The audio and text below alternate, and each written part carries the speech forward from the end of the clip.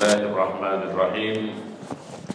Inna hadhal Qur'an yahdi lillati hiya aqwam wa yubashshirul mu'minin alladziina ya'maluna as-shalihat anna lahum ajran kabira. Sebenarnya Al-Qur'an ini memberi petunjuk kepada jalan yang lebih lurus. Sering diartikan aqwam itu lebih lurus, tapi saya lebih suka mengatakan supaya lebih tegak. Jadi kalau Islam itu miring-miring, interaksi keterlibatan kita sama Islam tidak begitu pas, maka supaya dia pas, maka Al-Qur'anlah pemandunya atau penyangganya. Jadi apa yang membuat kita bisa luar biasa dalam kehidupan kita sebenarnya adalah ketika sandaran kita itu. Kita ini nggak bisa tegak sendiri. Maka apa yang bisa membuat kita tegak itu dengan pas, itu adalah Al-Quran. Wa yubashshirul mu'minin, dan kasih kabar gembira kepada orang mukmin, alladziina ya'maluna as-shalihat, mereka yang melakukan amal saleh, bagi mereka ada keuntungan pahala yang besar. Shadaqallahu wa shadaqa rasuluhu wa ba'du. Saya disuruh ceramah di sini aja, jadi nggak perlu naik ke sana. Ibu-ibu mungkin kalau bisa melihat saya alhamdulillah Abdul Latif Khan sebenarnya nama saya. Usia saya 42 tahun, istri saya 1. Dari 1 ini saya sudah dapat dari Allah 9 orang anak. Dan 9 itu kalau cita-cita kami berharap semoga setidaknya mereka juga menjadi pencinta bahkan sekaligus penghafal sementara Al-Quran. Bapak-bapak, ibu-ibu, saudara-saudara, udah bisa ditampilkan. Saya ingin langsung bincang kita, karena pendekatannya sederhana saja ya. Nanti ketika saya ngomong ada yang tak cocok rasanya, silakan tunjuk tangan dan diskusi. Jadi tidak perlu monolog dengan saya. Jadi tunggu saya selesai ceramah, baru kemudian kita tanya jawab, tidak demikian. Saya perlu mulai dari satu penjelasan. Ini sebenarnya saya buat tadi malam di sela-sela saya mengisi acara Maulid Nabi SAW. Jadi saya disuruh buat PowerPoint. Saya orang yang senang buat dalam bentuk seperti ini. Saya buat judul Membangun Muslim Berkepribadian Al-Quran. Ya, mukmin berkepribadian Al-Quran. Sebenarnya hari ini dan sampai kapanpun sebenarnya ketika kita hadir sebagai umat Islam, kita harus pertama meyakini, ini tidak secara detail saya jelaskan nanti, bahwa kita adalah generasi yang ditunggu oleh seluruh umat manusia. Dan tidak ada orang yang memiliki peran-peran lebih spesifik atau lebih tinggi dari yang lain, sehingga kalau ada masalah bagi umat manusia, ibu akan bilang, itu urusan ustadz, itu bukan urusan saya. Padahal tidaklah masalah umat manusia itu muncul kecuali dari diri kita sendiri. Dan diri kita ini adalah pembentuk keluarga. Kita lihat di luar sana banyak anak gadis pakai baju tidak benar misalnya, itu muncul dari rumah kita. Kalau tidak dari rumah kita, dari rumah kakak kita, adik kita, saudara kita, tetangga kita. Dan apa yang hilang dari kita adalah peran-peran kita untuk mendakwahkan Islam. Ya, supaya saya jangan ngalor ngidul ngawur, karena ini kebiasaan saya sering sebagai orator, saya akan sampaikan poin pertama. Sebagai sebuah agama, Islam memiliki keunikan yang tidak dimiliki oleh agama lainnya. Jadi kalau ibu jualan, orang bicara agama. Saya kemarin lihat satu film India. Mungkin ada yang suka film India, judulnya PK. Dari PK, judulnya cuma PK. Kalau bahasa India, panggilan untuk orang yang mabuk gitu. Jadi beliau ini datang dari luar, bukan luar India, tapi luar dunia.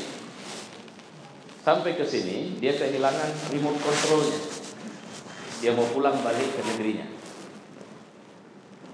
Remote control ini semacam pemandu agar dia bisa kontak dengan planet di mana dia bisa tinggal. Karena dia cari tidak jumpa, maka dia bertanya kepada, tidak ada yang bisa tahu di mana remote control kecuali Tuhan. Akhirnya dia mencari Tuhan kemana-mana. Dia jumpa Hindu, dia jumpa Sikh, dia jumpa Kristen, dia jumpa Katolik, dia jumpa Jain, dia jumpa Islam. Dan akhirnya dia sudah menjadi dan menganut sebuah agama itu hanya untuk mencari remote controlnya. Dan akhirnya dia menemukan filosofi tentang bertuhan itu seperti apa. Walaupun tentu saja tidak memuaskan kita karena dia tidak menjelaskan dari sudut pandang Islam. Dan dia sering mengatakan, dan itu ada sama Islam, bahwa untuk apa kita menjumpai Tuhan dengan guling-guling kalau ternyata kita bisa jumpa Tuhan secara langsung. Lu sampai buat poster di mana-mana, saya kehilangan Tuhan, tolong siapa yang tahu di mana Tuhan, saya minta tolong kasih tahu sama saya. Nah, ini mirip seperti kita jualan. Kita ketemu, datang mau beli sesuatu, ada orang jual mie. Pergi ke food court. Food court itu kan banyak orang dagang dan semuanya jual mie. Kenapa kita pergi ke satu saja? Jawabannya ada unik. Dalam strategi marketing ada unik, ada brand yang berbeda, ada suasana, ada taste yang berbeda dari yang lain. Nah, di mana uniknya Islam? Jawabannya adalah Islam satu-satunya agama yang benar dan diakui di sisi Allah. Di luar Islam salah. Dan jangan takut untuk mengatakan bahwa untuk membangunkan keyakinan bahwa hanya Islam agama yang benar, di luar Islam salah. Hanya Islam yang bisa buat kita masuk surga, di luar Islam pasti tidak bisa masuk surga. Tadi sambil jalan, salah satu renungan saya, kenapa Tuhan sepertinya marah betul dan sampai bilang tidak akan masuk surga orang-orang yang di luar Islam itu. Karena saya ketemu orang Cina jalan, ada Cina meninggal tadi. Terus pikiran saya, dia akan waquduhan nas wal hijarah, akan jadi bahan bakarnya neraka. Kenapa Tuhan tidak mau masukkan dia ke dalam surga setelah ribuan tahun lah misalnya dia di neraka?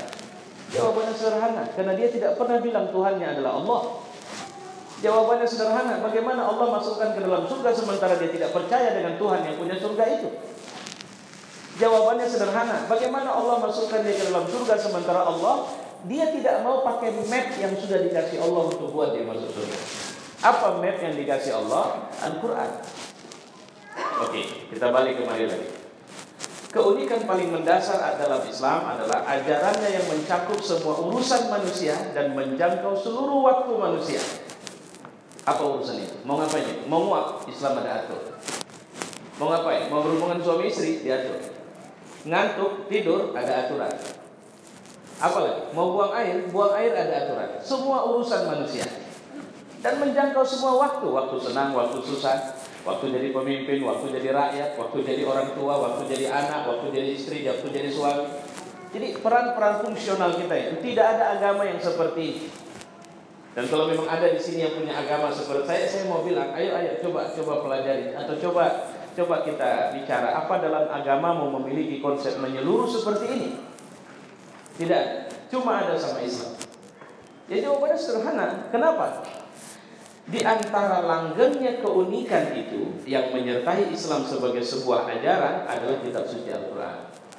Ya, yang merupakan satu-satunya kitab yang tidak mengalami perubahan sejak ia diturunkan. Ada orang Syiah mengaku ada sebahagian Al-Quran yang tidak diumumkan, sekarang masih disembunyikan. Otak saya nggak bisa nerima. Gimana Tuhan menurunkan kitab suci ribuan tahun tidak ditunjukkan di muka publik, disimpan, nanti baru dipakai. Terus orang-orang yang mengaku, bahkan saya, mohon maaf lah, misalnya saya orang Syiah dan saya mengakui ada Quran yang selain Quran ini, terus tapi saya tidak pakai Quran ini, Quran yang disimpan itu, yang katanya lebih sahih itu, terus saya benar nggak dalam menjalankan hidup saya? Nah, tidak logis. Sebagai sebuah kitab suci yang melakukan proses pendampingan terhadap perilaku kemanusiaan kita, Quran itu harus bisa diakses oleh semua orang dengan berbagai pola mereka untuk bisa mencari pola untuk tidak akan mengalami kesulitan membacanya. Bahkan hari ini kita menemukan ada orang yang tidak bisa melihat sama sekali, dia bisa baca Quran, atau bahkan bukan cuma membacanya, tapi menghafalnya dengan baik. Dan itu lintas usia juga. Ya. Hal ini disebabkan karena semangat dasar diturunkan Al-Quran adalah panduan bagi umat manusia di seluruh tempat dan zaman. Ibu jangan takut kalau pergi kita ke Mekah, kita akan ketemu manusia dengan berbagai model wajah, tinggi, postur, tapi kemudian kita bersekutu dalam satu model ibadah. Tidak ada perbedaan. Apa rukuknya orang Malaysia beda dengan rukuknya orang Indonesia? Apa sujudnya orang India berbeda dengan sujudnya orang Indonesia? Tidak ada. Kalau tapi Pak Ustadz di sana bacanya begini, di sini begini, oh itu masalah khilaf. Yang kemudian cantolannya tetap satu kepada Nabi Sallallahu Alaihi Wasallam. Kita nggak boleh karena pintarnya kita meracik bacaan sujud kita sendiri, nggak bisa. Wah saya kan bisa, saya racik sendirilah, saya nggak mau pakai Subhana Rabbiyal A'la. Saya nggak mau tambah wa bihamdi, tapi Subhana Rabbiyal A'la Al-Quddusus Salam. Nggak bisa. Kenapa? Nggak ada cantolannya. Ya, jadi dia sudah tauqifiyah, tidak perlu kita nambah, tidak perlu mengurangi. Jangan anggap Nabi lebih goblok dari kita atau kita lebih pintar dari Nabi, tidak ada urusan. Ya, panduan kita sudah cukup jelas. Oke. Dan di sana diketahui bahwa bahwa manusia di seluruh tempat dan zaman adalah manusia yang sama. Jadi kalau ketemu orang dimanapun, bisa nggak orang Indonesia Muslim menikah dengan orang Cina Muslim? Bisa. Asal yang dinikahi beda jenis kelamin. Kalau sama jenis kelamin tidak bisa. Ya, kenapa? Karena perempuan orang Cina dengan perempuan orang Indonesia struktur anatomisnya tidak berbeda. Secara psikologis tidak berbeda. Apa ada perbedaan tertawanya orang India dengan tertawanya orang Indonesia? Kalau ketemu orang Amerika marah, apa kita lihat? Lucu ya. Kenapa? Dia sedang melawak. Karena ternyata cara marahnya orang Amerika itu seperti melawaknya orang Indonesia. Ternyata tidak. Ngantuknya orang Barat sama ngantuknya orang Timur sama. Makanya teori ini sekaligus membantah tidak ada pendekatan kejadian manusia yang terjadi dengan pendekatan evolusi. Jangan ketemu monyet atau gorila atau simpanse atau terus bilang kayaknya memang betul ini nenek moyang kita ya. Nenek moyang kita itu adalah Nabiullah Adam alaihissalam yang struktur tubuhnya mirip sama kita, cuma kita jauh lebih kecil dari dia. Berapa tinggi gedung ini kira-kira dari lantai ke atas? Ada 3, 4 meter. Nabi Adam diperkirakan sekitar 30 meter. Jadi dia tengok cucu-cucunya ini kecil-kecil kali udah. Di satu tangan aja dia bisa mengangkat kita mungkin. Tapi insya Allah kita akan bangkit di yaumul akhir sama seperti kaswari Adam kata Nabi. Seperti Adam diciptakan. Jadi tinggi kita akan sama besar dengan tinggi dia. Tapi apakah beda perasaannya? Tidak ada. Makanya Nabi bilang, "Qul innama ana basyarum mislukum."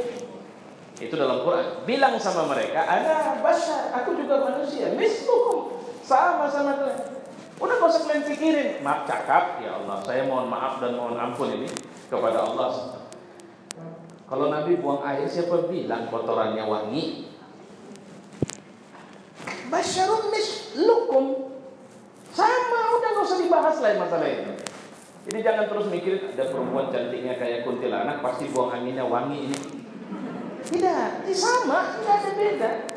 Ya, karena bahasa mislukum artinya nggak usah kau cari di tempat lain, sama apa yang terjadi samamu itu terjadi kepadamu.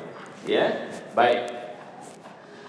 Dan sama kita ketahui tadi seluruh zaman manusia sama memiliki struktur fisik dan psikis yang sama. Karenanya tidak berubah komponen pembentuk kepribadian manusia. Oleh karenanya, bagaimana membuat manusia lebih baik itu nggak berubah dari dulu. Makanya Al-Quran ini menjadi alasan mendasar akhirnya dia juga tidak mengalami perubahan. Ya. Nah ini kalau misalnya saya mau maaf, ini saya ambil contoh. Ini, wah ini beratnya luar biasa sebenarnya. Karena saya juga sudah punya ini.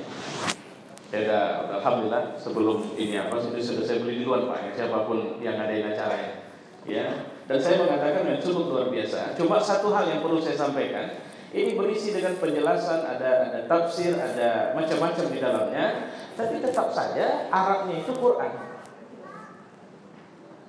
Tidak seperti agama lain ketika dia pindah ke Indonesia, dia ganti bahasanya. Ketika pergi ke Tapanuli, dia ganti dengan bahasa Tapanuli. Ketika dia pergi ke Nias, dia pakai bahasa Nias. Al-Quran tidak boleh. Quran itu tetap disertakan di semuanya. Itu yang harus kita pahami. Kenapa? Karena pendekatan kita untuk memahami bahasanya itu harus, bahkan ajarannya itu tidak boleh berbeda. Oke, kita masuk poin ketiga.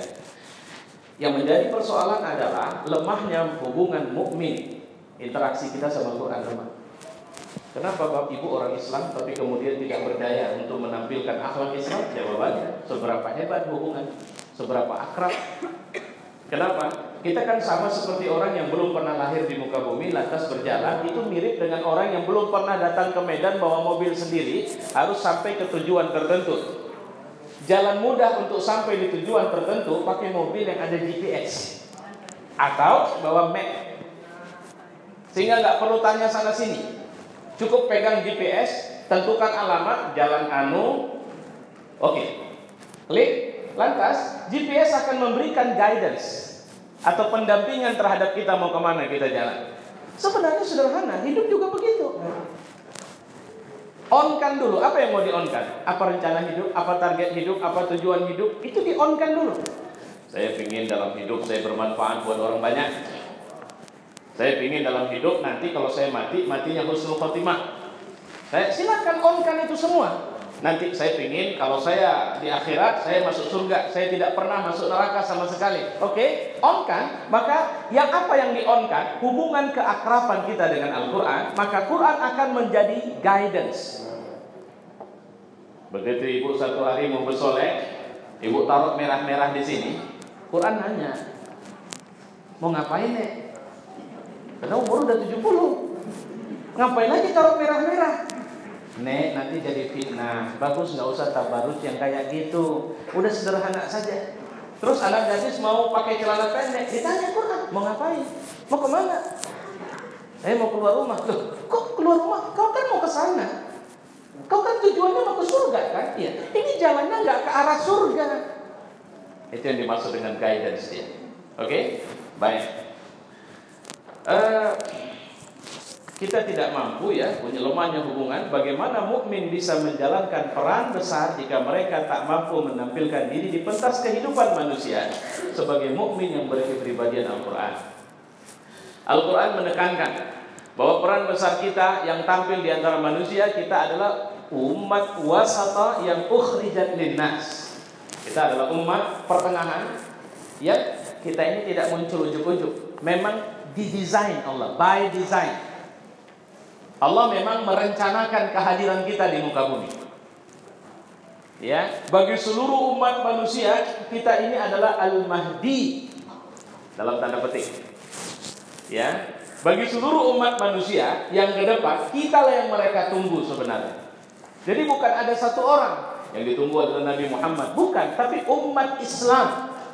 Apa peran yang harus kita lakukan di sini? Ciri amaliyah kita adalah ta'muruna bil ma'ruf wa tanhauna 'anil munkar. Enggak ada hebatnya ibu tiap malam salat tahajud. Tiap hari puasa sunnah. Tapi kucing lapar kita enggak peduli. Kita tanam bunga tapi tidak pernah disiram. Kenapa? Indikator benar tidaknya kita sebagai muslim rahmatan lil alamin. Dirasa pengaruh baik. Nabi pernah bilang, saya mau tanya sama ibu, ibu kira-kira yakin nggak masuk surga? Enggak? Yakin. Baik, dah. Ini beliau yakin. Baik, pertanyaan kedua, ibu mau nggak di surga itu kapling rumah ibu dekat sama rumah Nabi? Kira-kira menurut ibu mungkin nggak ibu satu kapling sama kaplingnya Nabi? Mungkin aja, mungkin aja. Ini yang harus kita bangun ya. Cuma ibu tahu nggak caranya bisa beli kapling di situ? Nabi udah bilang, ana wa kafilul yatim kahatain. Aku dengan orang yang menanggung anak yatim seperti dua jari. Artinya nggak jauh nanti di surga. Kedua, orang yang paling dekat rumahnya dengan rumahku adalah orang yang paling besar pengaruhnya di antara banyak orang. Sekarang, siapa yang paling ibu pengaruhi dalam hidup ibu? malangnya kalau bicara pengaruh, kayaknya saya nggak mempengaruhi loh Pak Ustadz. Saya dipengaruhi. Kan gitu ya. Nah, kita ini umat yang harus menabur pengaruh, dan pengaruh itu pengaruh positif. Orang yang menabur pengaruh adalah orang yang sedalam apapun sebuah samudra, seluas apapun samudra itu, ikan tidak akan asin di dalamnya. Jadi kita tidak boleh bilang, Pak Ustadz saya sedang sibuk kerja ini, jadi nggak sempat saya baca Quran. Saya sedang, nggak ada. Sedalam apapun samudra, seluas apapun dia, sebesar apapun ombak, ikan kecil nggak tenggelam, nggak apa istilahnya, nggak mati karena kan kalau nggak bisa berenang. Apa nggak kelelap itu ikan gitu kecil dimasukkan dalam air? Ya memang di air hidupnya. Dan airnya ternyata mau air bagaimana tidak ada persoalan. Makanya Nabi mengatakan kita ini ajaib. Apa yang membuat kita ajaib? Al-Quran. Jadi kalau orang sibuk untuk obat, sekarang obat orang beralih ke herbal ya. Nah, segala-gala herbal. Nah, ada obat ruhani, pulanglah kepada Quran. Oke? Kita masuk. Membangun Quran, bersama Quran, membangun peradaban bermartabat. Satu. Sudah dijelaskan, Quran adalah kitab petunjuk. Ya, hudan linnas, dia adalah petunjuk. Zalikal kitabul la raiba fihi hudan lil muttaqin, dia juga hudan lil muttaqin. Jadi orang-orang bertakwa menjadikan Al-Quran sebagai petunjuk. Dia juga kitab pembeda untuk bisa mendetek ini benar atau salah. Kalau kita memang memakai 3 komponen mendasar, pertama Al-Quran, kedua sunnah Nabi, ketiga kalau nggak ketemu, Ustaz saya ada melakukan sesuatu nih, bagaimana menurut Ustaz, halal nggak? Oh, udah capek kali nyarinya, di Quran tak ada, di hadis nggak ada. Istafti nafsah, tanya kepada diri. Istafti qalbak, coba tanya. Biasanya hati tidak mau bersekutu dengan dosa. Kalau sesuatu itu dia tahu itu dosa, dia akan memunculkan rasa tidak nyaman dalam diri kita. Kedua, dosa itu membuat kita tidak mau untuk cobalah, ada ibu lakukan dosa tersembunyi, terus berani nggak ibu cerita kemana? Enggak. Biasanya kalau itu dosa, kau pasti malu menceritakan kepada orang lain. Teman saya pernah berdebat itu, dia bicara, enggak Mas Ustaz, ini udah boleh. Kata Ustaz ini bisa, nggak ada masalah. Ini memang ini konsekuensi karena kita berdakwah di wilayah yang begini. Jawaban saya sederhana, gini aja gini. Baik, yang kita buat ini, yuk kita umumkan sama banyak orang bahwa kita melakukannya. Menurutmu mau nggak? Ya enggak lah, kenapa? Ya bisa malu kita nanti. Ya udah itu dosa. Ya, jadi artinya sistem deteksi Qurani, dia kenapa? Dia fungsi furqan dia masuk. Kemudian sifat, dia obat. Saya pernah dapat testimoni orang yang kena stroke, dia baca suratul Waqiah, dia sembuh, alhamdulillah, dengan izin Allah. Saya dengan mata kepala sendiri dan juga melakukan proses pendampingan. Nah ini yang masih dalam mimpi saya nih. Sebenarnya saya punya keinginan besar untuk membuka sebuah padepokan, ya kayak semacam tempat mengaji dan ngobatin orang yang kecanduan narkoba di situ. Kenapa? Karena saya sudah uji cobakan. Uji cobanya bagaimana? Orang yang sudah sakau, udah dibilang gila, udah dibawa ke rumah sakit jiwa, itu hanya dengan terapi Quran. Dari mendengar terus, tapi memang diisolasi dia. Kita isolasinya bukan diikat, bukan. Kita dampingi. Sampai kemudian dia mulai mau mengikuti ayat-ayat yang mungkin dia kenal itu. Sampai akhirnya dia punya kebiasaan. Waktu itu dalam 2 minggu saja. Tapi memang bukan Quran saja. Ya kita bawa dia ke psikiater. Silakan pakaikan obat. Tapi apa yang kita lihat perubahannya? Dia bukan cuma berhenti dari sakaunya, tapi pulih, alhamdulillah. Bahkan beliau yang saya bilang ini sekarang sudah jadi ustaz. Gitu. Ya, baik, dia syifa. Kemudian dia kitab zikir. dia kitab peringatan, dia kitab penjelas dan pembuktian, bayyinat wa burhan. Semua ayat yang terdapat dalam Al-Quran digaransi Allah, nggak usah lagi. La raiba fi. Kalau yang bilang ini Nabi masih, ini yang bilang Allah. Jadi apapun yang dibilang Quran itu la raiba fihi. Alladzina ya'maluna shalihat lahum ajrun kabira, misalnya. Orang yang melakukan amal saleh, bagi mereka ada pahala yang besar. Siapa yang berinfak, Allah lipat gandakan. Siapa yang berdosa kemudian mohon ampun kepada Allah, Allah bukan cuma ampunkan, tapi membesarkan rezekinya, memperbanyak keturunannya. Itu dibilang Quran. La raiba fi. Enggak usah ragu. Masalahnya kita bagaimana? Saya terus terang yang nggak ragu Ustaz, kalau ada kuntilanak baca ayat kursi baru saya yakin itu. Artinya kuntilanaknya bisa hilang. Cuma bagaimana saya tidak bisa meragukan Quran? Ada dinding yang membuat kita tak ngerti Quran. Kenapa? Quran itu berbahasa Arab, kita tak bisa menjangkau pesan apa yang dia bilang pada surat atau ayat tertentu itu. Itu kelemahan yang sering terjadi. Saya pikir saya tidak bahagia dalam promosi. Secara khusus saya melihat ini yang paling saya sukai dari semua produk yang saya lihat. Tadi saya bilang masih ada yang belum kita punya di sini. Ternyata sepertinya sudah semua punya. Nah, saya paling suka yang satu ini.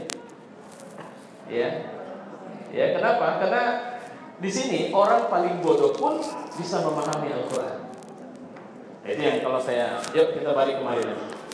Ketahuilah generasi pertama mereka luar biasa. Mereka tidak memulai keislaman mereka dengan modal harta. Jadi investasi menjadi muslim pertama sekali itu tidak harta. Kalau kita investasi mau kaya, kita harus pancing pakai duit. Bahkan jabatan pun kita harus berani setor dulu lah Pak kalau mau ambil jabatan. Nah, ternyata untuk mendapat surga Allah, setoran kita itu bukan modal harta, kedudukan atau popularitas. Tapi setoran investasi pertama adalah siap untuk jadi budak Allah di semua urusan hidup kita. Jadi menyerahkan kemerdekaan kita hanya atau menyerahkannya kepada Allah, dan tidak ada yang boleh dan bisa mengatur kita setelah itu kecuali Allah. Ini berani. Ya jawabannya berani. Persoalannya sekarang bisa direalisasi. Kadang-kadang ibu anak sakit aja mesti pergi ke dukun. Masukkan anak PNS kadang ada nggak jalan pintasnya Pak? Jangan jadi PNS. Mau berangkat haji kadang-kadang bisa nggak Pak diaturkan? Saya 2047 Pak. Oh bisa diatur Bu, tapi harus ada setoran. Nggak apa-apa lah Pak, saya setor. Saya sering kali bilang, kalian mau berangkat haji atau mau kemana? Haji itu yang undang Allah. Tawakal sama dia. Kalau minta diatur, minta sama dia. Jangan minta sama orang. Orang cara ngaturnya adalah pakai modal harta, popularitas, kedudukan. Kalau kita minta aturnya makhluk, kita akan datangi pejabat. Kalau tidak pejabat, kita akan anggarkan duit kita. Tapi kalau mintanya sama Allah, pujuklah dia waktu tahajud. Bilang sama dia, aku udah pingin kali loh ya Allah. Cuma diatur orang itu pula aku 2047. Sementara umurku udah 79 sekarang. Coba. Kan akhirnya gak sulit bagi Allah. Allah yang mengatur. Yang daftar undangan tahun ini siapa berangkat, kan dia yang mengatur. Apa susahnya? Ya. Jadi kita seringkali salah alamat. Harusnya minta sama Allah, mintanya sama makhluk. Wajar dong kita diajak salah itu. Ya. Baik. Jadi apa sikap yang harus kita bangun? Tunduk kepada pemilik semesta. Selanjutnya, mereka mulai menjalankan kehidupan berislam dengan sepenuhnya menjadikan Al-Quran sebagai pemandu kehidupan menuju ridha Allah. Al-Quran menjadi pemacu dan pemicu aktivitas mereka. Gerakan kuantum yang mereka lakukan adalah gerakan yang membuat terbelalaknya segala sesuatu yang menolak tunduk kepada Allah. Apakah itu pribadi, komunitas masyarakat, ataupun negara. Artinya, setelah menjadi muslim, mereka itu bergerak. Dan itu sifat muslim. Gak ada cerita, tapi saya cuma gak ada bab itu. Bilal gak pernah minder di hadapan Abu Bakar. Ya, Khabbab bin Arad tidak pernah minder di hadapan orang-orang yang mungkin lebih kaya dari dia atau punya jabatan. Bahkan rakyat biasa tidak minder dengan penguasa. Itu yang harus kita pahami. Heraklius menyatakan firasatnya bahwa satu hari kelak tahta kerajaannya akan dikuasai Islam. Itu Konstantinopel. Sementara Nabi bilang kita akan taklukkan Konstantinopel. Supaya ibu tahu, jarak menaklukkan Konstantinopel dari Nabi ngomong sampai takluknya Istanbul sekarang itu lebih dari 1100 tahun.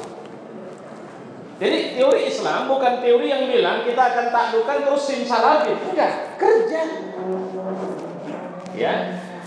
Al-Quran bagi mereka adalah GPS atau peta jalan dengan tujuan jelas, yaitu kebahagiaan dunia dan akhirat dalam ridha Allah. Sehingga mukmin itu happy. Dia tidak merasa minder kalau rumahnya kecil. Dia tidak merasa terhina kalau dia tidak punya jabatan di antara manusia. Dia tidak pentingkan itu. Ya, bagi mereka adalah ketenangan, kebahagiaan adalah ketika dia tidak lepas kendali dari Allah Subhanahu wa taala. Baik. Dunia membutuhkan hadirnya manusia Qurani. Manusia yang denyut jantungnya adalah Quran. Manusia yang visi hidupnya adalah Quran. Misi hidupnya Qurani. Dunia membutuhkan manusia yang sadar bahwa peran hidupnya adalah peran khalifah Allah. Jadi harga kita ini harga khalifah. Jadi nanti kalau ibu pulang ke rumah berkaca di cermin, ibu harus bangga nengok yang ibu tengok di cermin itu. Bapak harus optimis. Dalam keyakinanku, jika ada sekian banyak penghuni surga, kaulah salah satunya. Bilang sama yang di cermin itu. Jangan sekarang, nanti waktu di cermin bilang sama dia, kaulah salah satunya. Kenapa? Hargamu tinggi kan? Jadi harga diri kita sebagai mukmin adalah surga Allah Subhanahu wa taala. Kedua, peran besar kita adalah khalifah, wakilnya Allah di muka bumi. Manusia yang tulus merawat, memperbaiki, mengolah serta membentuk dunia ini sebagaimana seharusnya, bukan manusia eksploitatif yang bertindak secara zalim dan hanya mementingkan diri sendiri. Ada lanjutan ini? Ya, baik. Manusia Qurani adalah mereka yang the best pada dirinya, di tengah keluarganya dan masyarakatnya, serta merupakan bagian rakyat yang berdaya. Manusia Qurani, manusia yang bukan dia solusi maker. Dia bukan problem maker, dia bukan buat masalah, tapi dia menyelesaikan masalah. Manusia Qurani, ini yang terakhir saya buat, adalah manusia yang harga dirinya adalah surga dan ridha Allah Subhanahu wa taala. Nah, pertanyaannya, semoga kita tidak sekedar menjadi dan mengaku muslim, tapi kita juga adalah mereka yang memiliki hubungan khusus dengan Al-Quran. Saya merasa ada tulisan saya yang saya nggak tahu apa yang terjadi, tapi hilang dari sini. Ya, yang saya sudah tuliskan, saya ingat betul itu saya tuliskan tadi malam. Apa itu?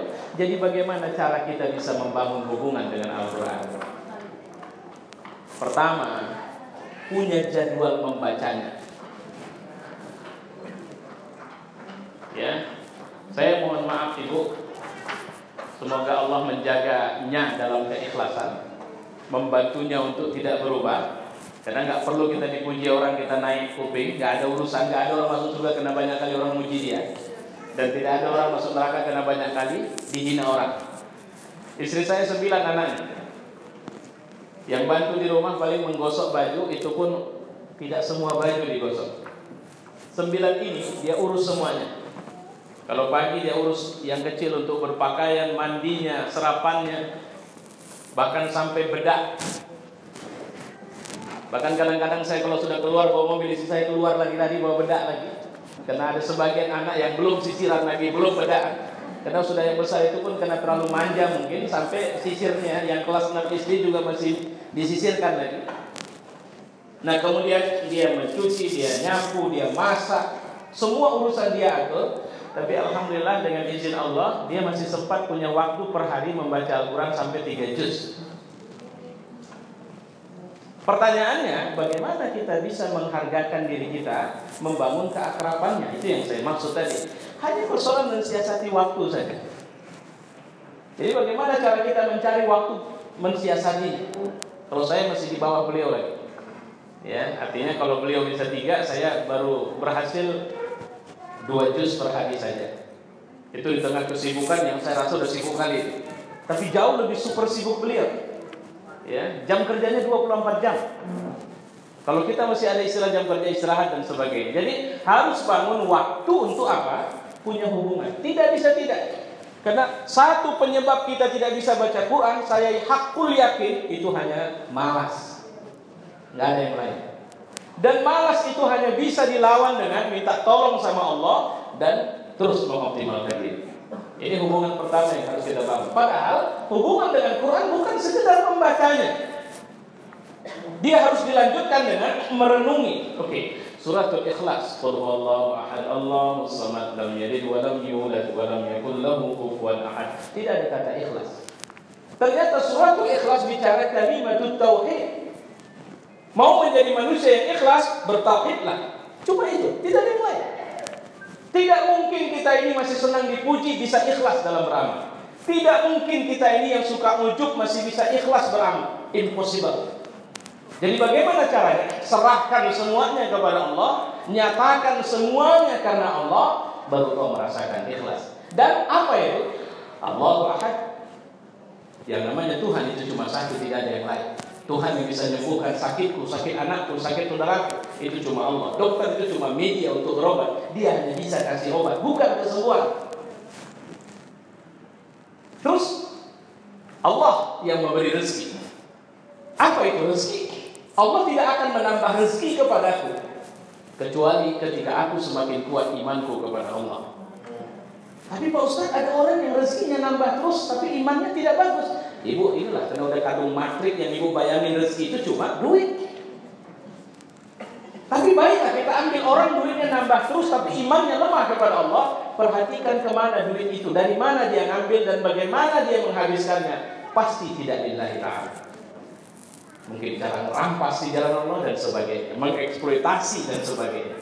Itu yang harus kita garis bawahi. Baru yang lain, lam yalid wa lam yulad wa lam yakul lahu kufuwan ahad. Ketiga, mentahfiz, hafaz Al-Quran. Ya. Dalam Quran, dalam surat Qaf, kalau saya tidak khilaf itu ada pernyataan begini. Didekatkan, wa uzlifat. Uzlifat itu dilipat sampai kalau jauh, dibuat lebih dekat surga lil muttaqin, kepada orang bertakwa, ghairu ba'id, sehingga dia tidak perlu jauh-jauh lagi dari situ. Hada ma tu'aduna li kulli awwab. Ini kami sediakan buat orang yang awwab. Awwab itu apa? Orang yang selalu pulang kepada Allah. Hafiz. Hafiz itu apa? Diterjemahkan oleh para ulama, yang dimaksud dengan hafiz adalah orang yang mereka memelihara syariat Allah dalam dirinya. Walaupun secara sederhana menghafaz Al-Quran itu. Baru yang keempat, interaksi kita harus punya smart card. Kalau saya bilang smart card itu apa? Semacam kartu hari ini, motivasi hidupku harus dimotivasi, aku harus bisa mengambil pelajaran dari Quran surat ini, ayat ini. Kayak tadi itu ada tampilan di sana tadi waktu baca Quran. Nah, kita punya smart card. Ini juga bisa jadi terobosan bagi kawan-kawan di apa yang istilahnya namanya. Saya ingin sebenarnya ada semacam kayak begini, tapi dia bukan seperti begini. Dia lembaran-lembaran. Apa dia? Semacam ayat-ayat motivasi. Gitu. Hari ini tanggal 1 atau tanggal 25 Januari saya ambil satu kartu tertanggal 25 Januari. Saya akan membaca ini untuk memotivasi diri saya, untuk menginstalasi ayat ini dalam diri saya dan kemudian menjalankannya. Contoh, wa ibadur rahman alladzina yamshuna 'alal ardi hauna. Itu ayat hari ini. Hamba Allah yang Maha Rahman itu adalah yang kalau jalan di muka bumi nggak ada sombongnya. Terus ada kalimat tidak sombong itu, dia keep smile for everyone. Dia akan selalu tersenyum kepada semua orang. Dia akan menyapa semua orang ketika berbicara. Ya, ama ketika berjumpa. Dia tidak akan membedakan sapaan kepada orang yang kaya atau miskin, pejabat atau tidak. Itu sampai-sampai saya terapkan hari ini. Setiap orang jumpa saya tersenyum. Selamat pagi Ibu, Assalamualaikum Ibu, Bapak apa kabar? Hanya untuk menerjemahkan satu ayat. Apa? Alladzina yamshuna 'alal ardi hauna. Ya Allah, indah sekali ternyata kalau kita bisa mencoba mengaplikasi Quran dalam hidup kita. Saya pikir ini bapak-bapak, ibu-ibu, mudah-mudahan ini masih pagi, karena kalau ngantuk tidak ada tanda-tanda mengantuk ini. Ya, semangat malah insya Allah. Mudah-mudahan ada kebaikan dari apa yang saya sampaikan untuk saya sendiri dan kita semua. Sebelum saya tutup, karena waktu sama saya masih diberikan. Ada mungkin yang mau bertanya sama saya, silakan. Ya, kita persilakan. Itu ada. Ya, 2 untuk ibunya dan 2 untuk bapaknya. Tadi ini dalam tulisan yang ketiga, lemahnya mungkin dengan Al-Quran. Assalamualaikum warahmatullahi wabarakatuh. Nama saya Bu Maini. Dalam tulisan ketiga tadi ada tulisannya lemahnya mukmin dengan Al-Quran. Jadi yang ingin saya tanyakan. Atas ya. Terus. Jadi bagaimana pula peran besar kita dalam menjalankan Al-Quran kepada semua orang. Itu aja Ustaz. Assalamualaikum warahmatullahi wabarakatuh. Assalamualaikum warahmatullahi wabarakatuh. Ini langsung saya jawab. Baik, saya harus bisa mengatakan bahwa jangan pernah mengira Quran itu hanya turun secara personal untuk kepentingan kita menyelesaikan masalah kita. Hari ini Indonesia dipimpin oleh Presiden Jokowi. Kalau ada banyak kekurangan, mari kita jawab kekurangan itu dengan menginstalasi negara ini dengan sistem Quran. Bagaimana caranya? Kita install diri kita install keluarga kita install mungkin tempat berdagang kita, tempat bekerja kita. Sampai kemudian kalau kita punya saudara pemimpin, kita harus ingatkan dengan nilai-nilai Quran. Karena Quran tidak pernah menyuruh kita berhenti pada membacanya. Tapi Quran harus menjadi kepribadian bangsa ini. Bisa tidak? Siapa yang bisa menjadikan Quran sebagai kepribadian bangsa ini? Kita semua Muslim. Apa kelemahan kita? Kemarin saya lihat satu TV Islam. Nah, kalau saya bacanya Syari'i nama TV-nya. Ya. Jadi si pembicara mengatakan begini, survei dari BPS, saya tidak tahu survei kapan itu, tapi dia ngomongnya begini. Dari 10 orang berangkat haji, hanya 5 yang bisa baca Quran. Jadi apa yang mereka baca di sana Quran, tapi terjemahan. Sehingga ketika baca Yasin, dia contohkan, baca Yasinnya ya Asin. Jadinya ya Asin.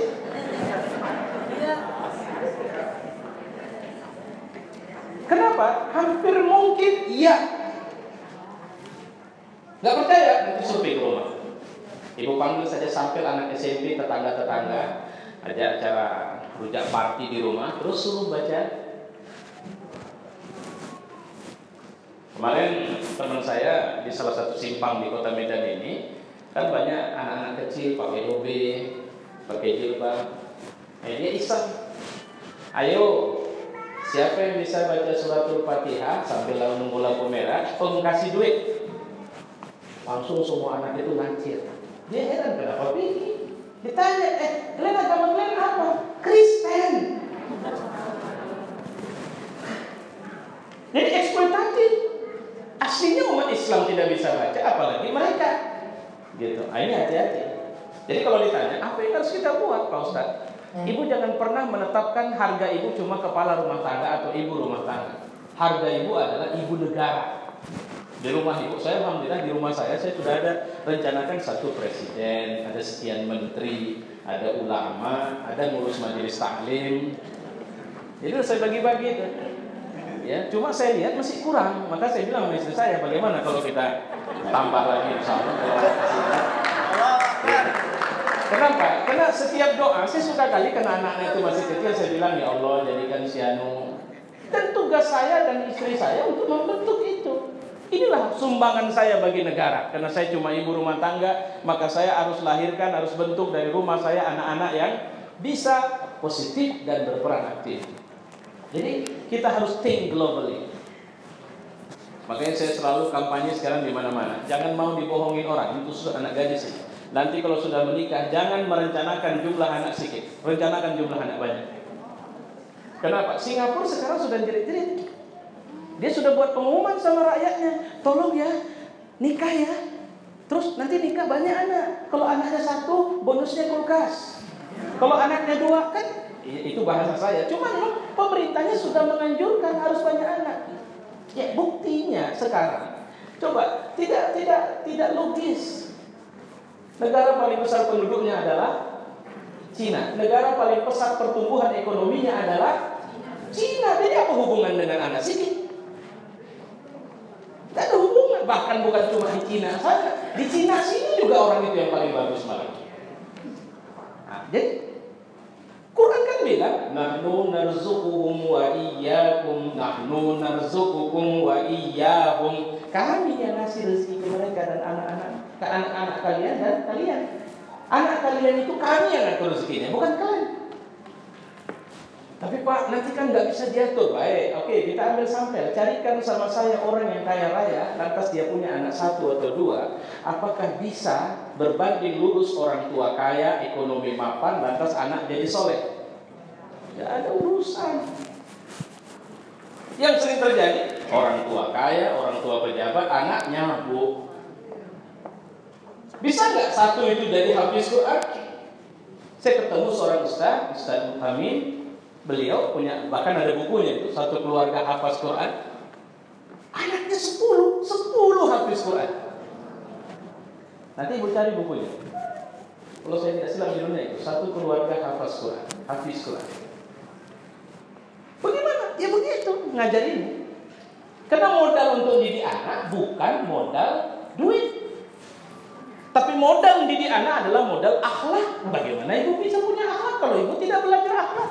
Tidak ada sumber daya, sumber inspirasi untuk bisa punya akhlak. Saya pikir itu jawaban saya. Jadi dinamis sekali sebenarnya ketika kita menyadari peran besar kita sebagai mukmin. Dan yang hilang kenapa? Ya jawabannya udah kita bisa jawab sekarang. Kenapa umat Islam Indonesia lemah? Udah kita tahu jawabannya. Tinggal mau nggak kita keluar dari kelemahan ini? Itu yang harus kita pahami. Baik, silakan. Ada lagi? Untuk bapaknya satu Pak. Ada yang untuk bapaknya? Tadi ibunya sudah. Bapaknya biar adil. Ibunya lagi deh. Ibunya lagi deh. Ya silakan ibu-ibu atau siapa aja. Cukup? Satu. Iya. Tadi kita bilang kan penduduk yang banyak kecilnya. Yang ini saya pertanyakan, itu kan ada sebuah pepatah. Tuntutan ilmu itu walaupun banyak Cina, kenapa tidak ke negara Makkah kan Mesir ke mana? Apa perlu maksudnya itu? Itu dia. Jadi begini, ada penjelasan sebenarnya tentang sesuatu. Ini kalimat yang hadis apa tidak? Kita tidak usah masuk dulu ke sana. Tapi kabarnya ini disebutkan karena peradaban terjauh dan dikenal sebagai peradaban berkembang waktu itu juga adalah Cina. Yang paling dekat sama orang Islam waktu itu adalah Persia dan Bizantium. Ke belakang sana ada India. Tapi ke Asia Tengah, masuk dari Asia Tengah itu ketemu peradaban yang besar, itu adalah Cina punya. Jadi artinya semacam, kalau mau kita terjemahkan bebas, jangan membatasi ruang gerakmu dalam mencari ilmu. Tidak ada masalah. Silakan belajar kepada siapa saja. Tapi dengan catatan kekuatan akidah ini. Ini ilmunya juga ilmu yang nafi' li ghairihi, bermanfaat. Sekarang ibu tahu kedokteran, ilmu kedokteran paling hebat di mana? Jerman? India. India itu perkembangan dunia kedokteran yang luar biasa pesat, di samping perkembangan dunia teknologinya. Yang menguasai Microsoft sekarang itu orang India. CEO Microsoft itu orang India. Cuma India negaranya big country. Dia besar sebagai negara dan juga rakyatnya nomor 2 terbesar di muka bumi. Dan India sudah menguasai Indonesia juga, kita nggak tahu. Si Bima, Jadi dari industri hiburan India dahsyat. Teknologi, nah persoalannya kenapa mereka tidak besar di negaranya? Ada istilahnya brain drain, pelarian intelektual. Habibie selaku orang hebat itu nggak laku di Indonesia. Habibie laku di Jerman. Kenapa? Indonesia softwarenya belum cocok untuk Habibie. Indonesia masih butuh manusia-manusia setengah dewa. Kalau bisa ada mistik-mistiknya. Kalau lagi ceramah bisa matiin lampu, nggak megang stop kontak, itu baru dianggap orang hebat di Republik ini. Kalau cuma otak nggak ada. Atau artis sinetron, main sinetron, saya main sinetron terkenal jadi presiden. Itu Indonesia. Jadi banyak orang Indonesia yang dia punya kemampuan dahsyat, tapi dia tidak bisa bekerja. Kenapa? Softwarenya nggak pas di sini, nggak matching. Itu yang harus kita pahami. Udah, nanti kemana-mana larinya ini saya. Yang pasti ini, karena agak mau saya batas-batasnya dari tadi itu ngomongkan itu. Oke, baik. Ada lagi? Udah, kayaknya udah cukup. Makasih. Tapi boleh saya bertanya juga nih Ustaz. Saya dari tadi penasaran. Ustaz ini saya lihat selalu berkeliling sana kemari. Saya juga tadi dengar Bunda juga dengan aktivitas yang sangat sibuk masih menyempatkan untuk membaca 3 juz. Namun ini saya ada pertanyaan yang membuat saya penasaran. Ustaz sudah memahami Al-Quran, tetapi apa yang menjadi keinginan Ustaz ingin memiliki produk dan sudah memiliki programnya kita? Boleh nggak saya tanya sama Bundanya juga nih? Bundanya juga 1 hari 3 juz, boleh